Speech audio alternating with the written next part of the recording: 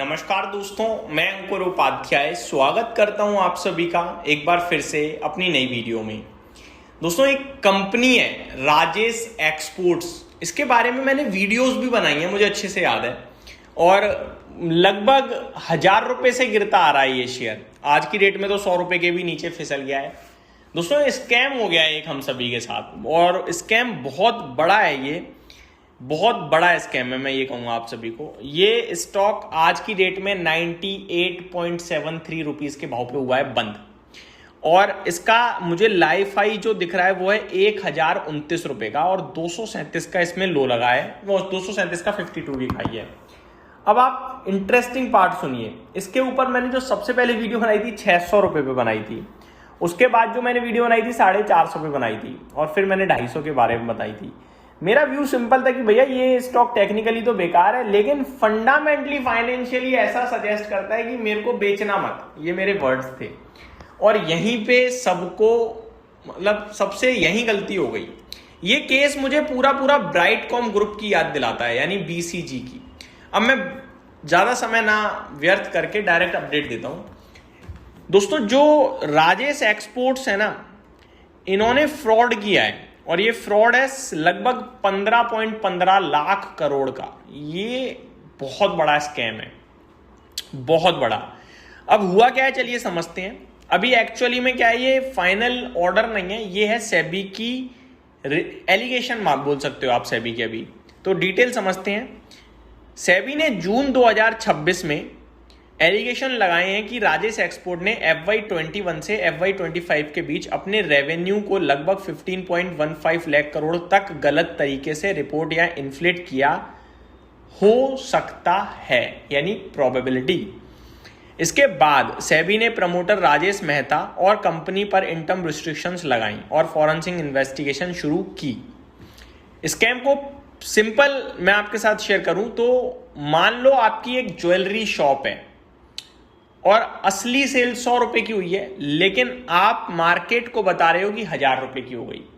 अब इससे क्या होगा, 1000 रुपए की सेल हुई है, वही असली में 100 की है, आपने 1000 बताया, तो आपके कंपनी को जो स्टडी कर रहा है उसको 1000 रुपए की सेल दिख रही है।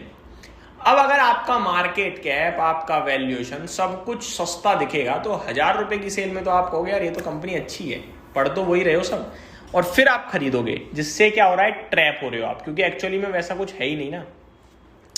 रेवेन्यू की बात करी जाए तो कंपनी की 97-99% रेवेन्यू ओवरसीज सब्सिडरीज, खासकर स्विस यूनिट वालकाम्बी से दिखाया गई है।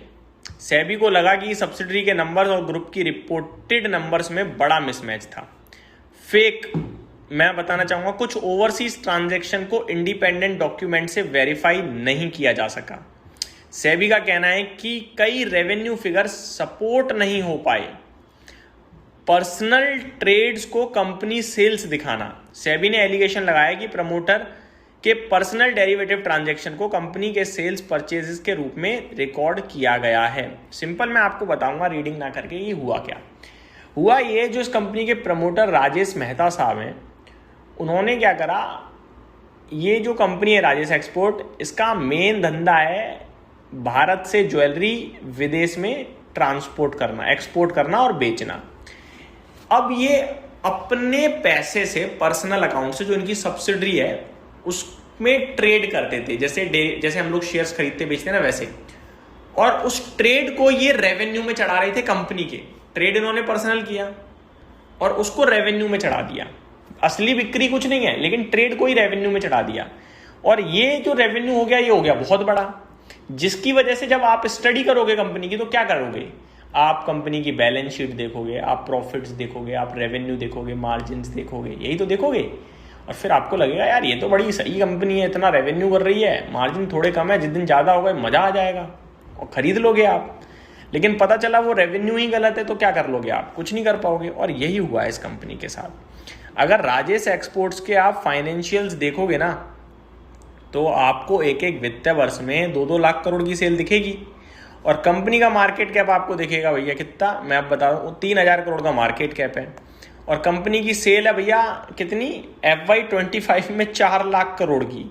FY24 में 2,80,000 करोड़ की, तो सेल्स दिख रही है हद से ज़्यादा, मार्जिन कुछ है नहीं, मुनाफा 112 करोड़, 130 करोड़, 95 करोड़, क्योंकि ये सब फेक है।